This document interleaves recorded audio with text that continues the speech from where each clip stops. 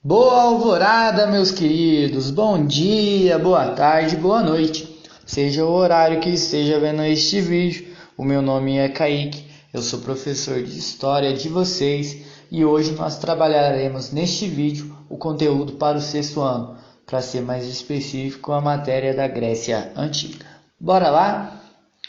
Pois bem, antes que eu comece este vídeo, eu optei por trabalhar com 3 vídeos com vocês. Por quê, professor? Porque é claro que fica muito mais fácil vocês trabalharem um conteúdo extenso com um vídeo curto.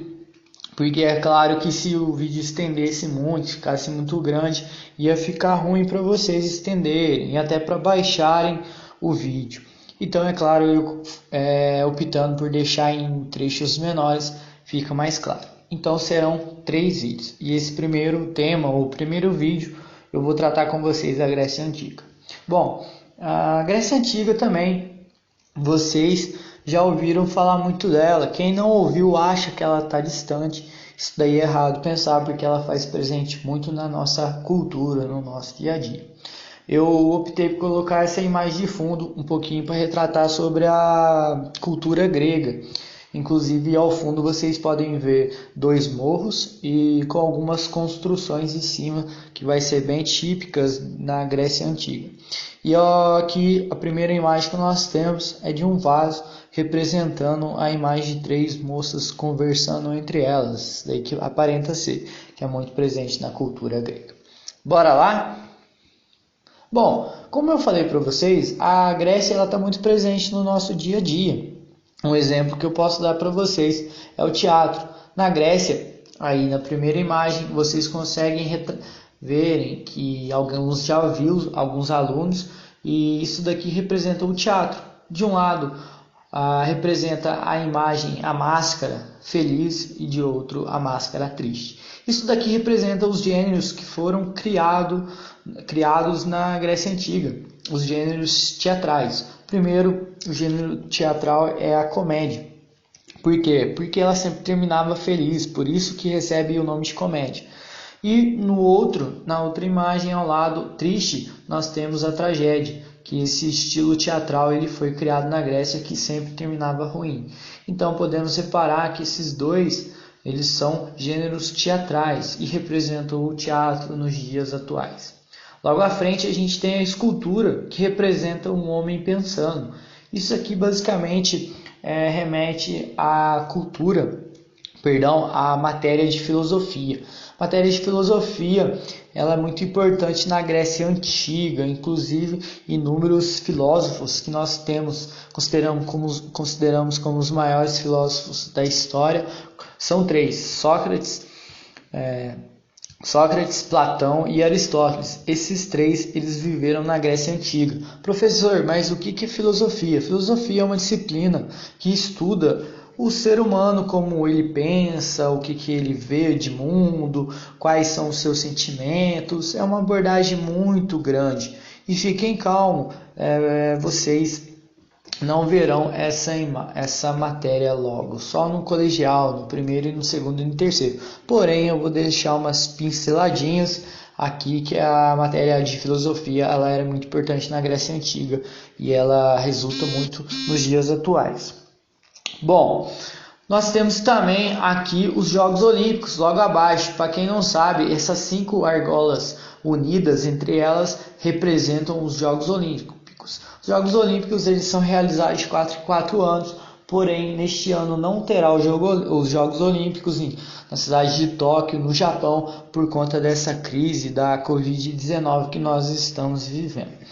Elas representam 5 argolas porque são 5 continentes: África, América, Europa, Ásia, Oceania. Inclusive a última Olimpíada que nós tivemos foi na cidade do Rio de Janeiro, no nosso país, no ano de 2016, e as Olimpíadas elas começaram na Grécia Antiga. Logo à frente nós temos as questões matemáticas, como essa questão da hipotenusa, do cateto, da soma deles na questão de matemática, que é o Teorema de Pitágoras, que foi desenvolvido na Grécia Antiga. E por fim, eu coloquei aqui para vocês uma imagem de um livro chamado A Odisseia. A Odisseia foi escrito por Homero. Esse livro é excelente, aconselho a vocês lerem, porque eu li no 6º ano, quando eu estava na escola, e ele retrata a volta de um general da guerra para sua casa, e durante o caminho ele encontra com algumas adversidades, são monstros, águias, o mar tenebroso, dentre outras coisas. Aconselho a vocês a lerem, que é muito importante essa obra. Bom, a Grécia Antiga ela tem a sua localização geográfica na Europa, no continente europeu. Podemos reparar aqui na primeira imagem que o nosso país, Brasilzão, está aqui no continente americano. Logo a Europa está aqui ao norte. E aqui nós temos a região da Grécia, D1, e aqui vocês podem reparar logo à frente na segunda imagem, essa toda a região é considerada a região da Grécia Antiga. Temos aqui alguns pedaços da ilha de Creta, que é uma ilha bem aqui ao sul, da Turquia, da Bulgária, Macedônia e Albânia. Toda essa região nós estudaremos, a Grécia Antiga. A Grécia atual é apenas essa faixa de terra com algumas ilhas que formam um arquipélago, ok? Bom, alguns aspectos físicos também da Grécia Antiga. A Grécia ela é representada por várias montanhas. Aqui foi uma imagem que eu retirei do Google Maps, que é de fácil acesso, aconselho vocês a verem também, que representa essa cadeia de montanhas em 3D. É claro que vocês reparam também que são inúmeras e muito altas essas montanhas.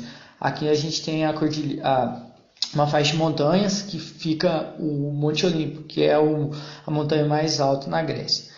Também reparamos que tem inúmeras praias nesse território, que é banhado pelo mar Mediterrâneo. E eu coloquei esta imagem sobre uma das praias que nós encontramos na Grécia atual.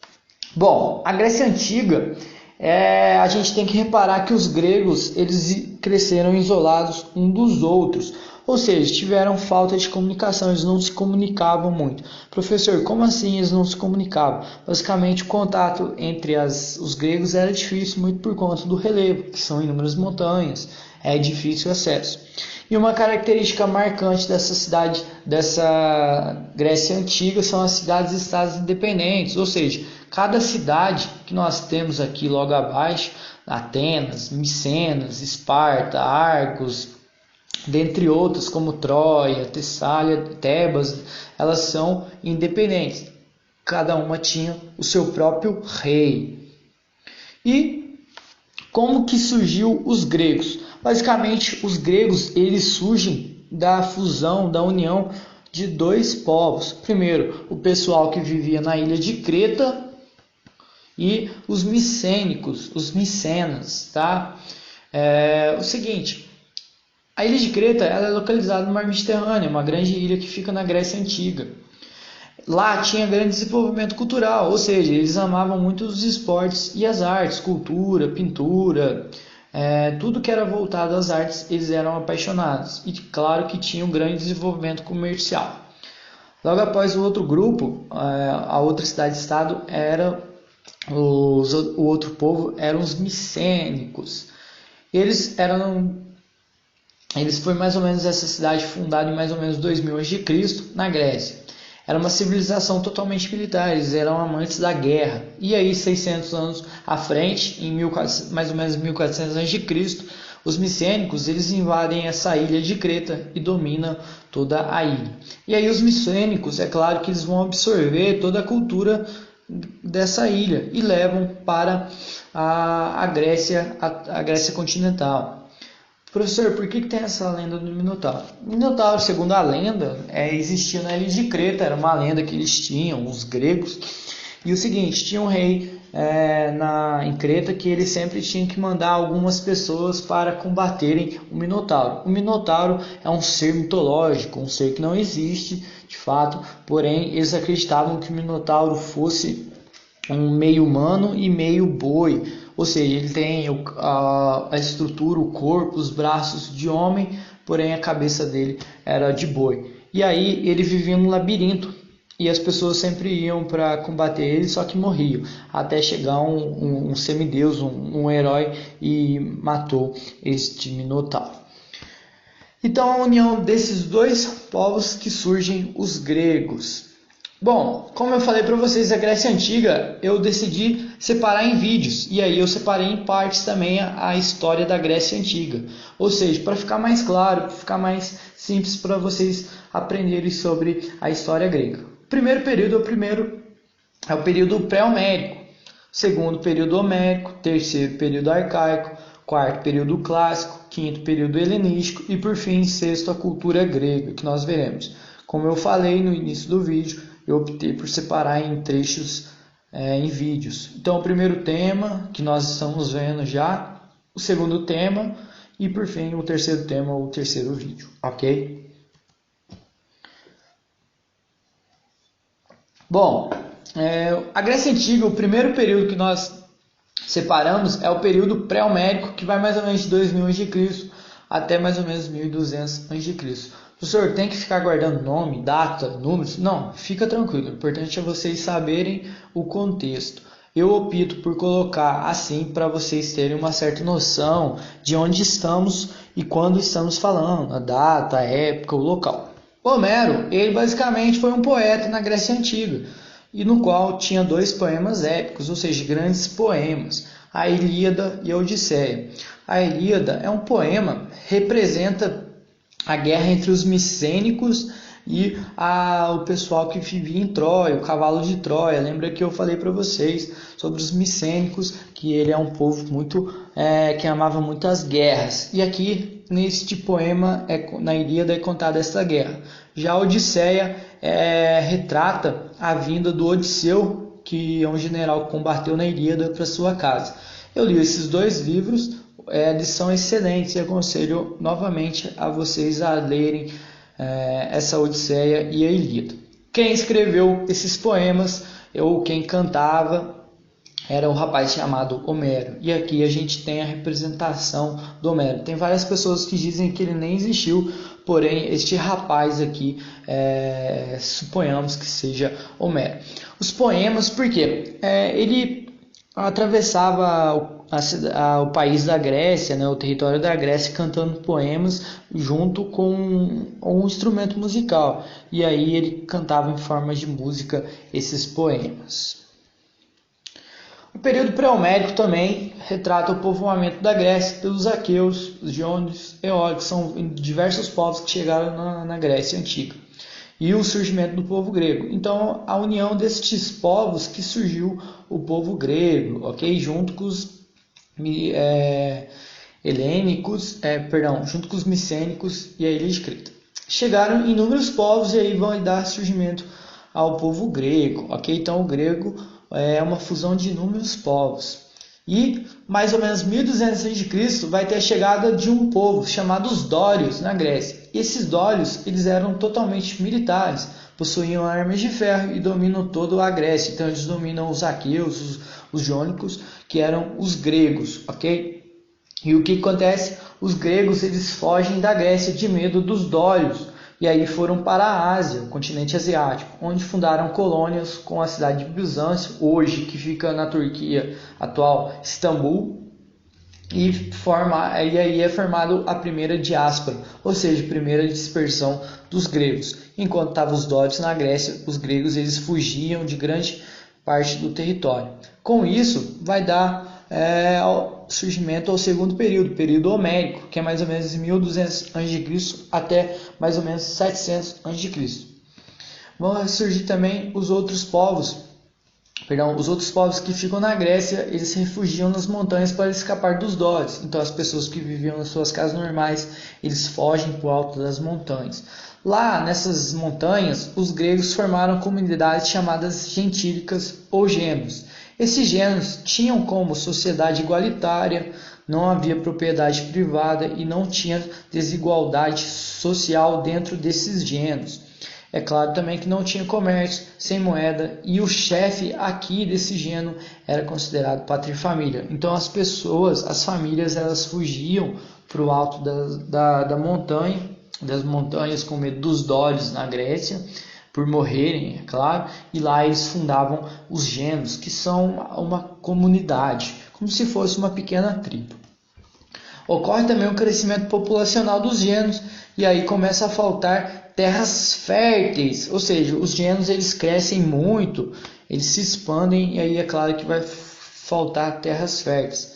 Aqui o paterfamília ele começa a beneficiar seus parentes, ou seja, ele começa a dar comida, mais comida para os seus próximos. E aí ele começa a expulsar dos genos também várias pessoas e surge a propriedade privada. Os gregos expulsos desses genos, eles fogem para outras regiões e formam colônias. A segunda diáspora, a segunda dispersão grega. E esses genos, com o tempo, vai crescer tanto e no futuro começam a ser uma cidade. E essa cidade era chamada de polis e são consideradas cidades-estados. Aqui, nessa cidade-estado, ou polis, essas cidades são basicamente independentes e autônomas e claro, cada uma tinha o seu rei específico. Cada cidade-estado possuía uma estrutura política, social, econômica, de acordo com suas características. A religião e língua eram comum para todos os gregos. A única coisa que deixava os gregos unidos entre eles era a religião, que era a mesma, e a língua. Todos falavam o grego. E tivemos mais de 110 cidades-estados ou polis na Grécia Antiga. São inúmeras, tá? E as principais que nós tivemos, as principais cidades-estados são Atenas, Esparta, Tebas, Corinto, Olímpia, Delfos, Mileto, Bizâncio, Halicarnasso, dentre outras. Porém, as principais são estas. Inclusive Corinto, onde vai ser escrito um dos evangelhos de Cristo, Coríntios. E lá, com o tempo, Coríntios vai inspirar umas pessoas na Inglaterra, e depois essas pessoas na Inglaterra fundam um time chamado Corinthians, que aqui no Brasil se espelham nesse Corinthians e formam o atual time Corinthians, ok? E aqui eu deixei para vocês para exemplificar um pouco sobre a cidade-estado grega, uma cidade-estado. Então, o que a gente tem que saber? Os gregos, quando surgem os dórios na Grécia, os gregos eles fogem para o alto das montanhas e lá eles formam os genos. Chegando lá, o geno ele cresce, se expande, vai virar uma cidade. E a cidade lá tinha sua própria estrutura social, política e econômica. E com isso, a cidade ficou tão grande que recebe o nome de uma cidade-estado. Ou seja, ela era independente, ela não era subordinada a nenhuma outra cidade-estado. E com isso, cada cidade-estado tinha seu próprio rei. Aqui eu coloquei para vocês, como vocês reparam na imagem ao fundo, o esqueminha de uma cidade-estado grega. Por exemplo, em cima, algumas características. Nós temos a Acrópole, a parte mais alta, e aqui é separado a estrutura política e administrativa de toda a cidade-estado. Ou seja, tudo que acontecesse de leis, o rei morava, algumas discussões políticas eram todas aqui na Acrópole. Logo abaixo nós temos a Ágora, que é a praça pública, onde todas as pessoas elas se encontram para conversar, para deixarem o papo em dia e aí trazerem novidades. A gente logo abaixo também tem a Haste, que é o mercado. E como vocês podem reparar, inúmeras casinhas aqui, uma muralha. A gente tem também as plantações, alguns bairros, algumas casinhas menores. E também o comércio, ele era feito no porto, que a Grécia ela é rodeada pelo mar Mediterrâneo, cortado por vários pedaços de praias, ok? E com isso a gente termina este vídeo aqui sobre a primeira parte, a formação da Grécia Antiga, os antecedentes, como ela se surgiu, ok? Espero que tenham gostado, bons estudos, e eu estarei aqui à disposição de vocês para qualquer dúvida. Até!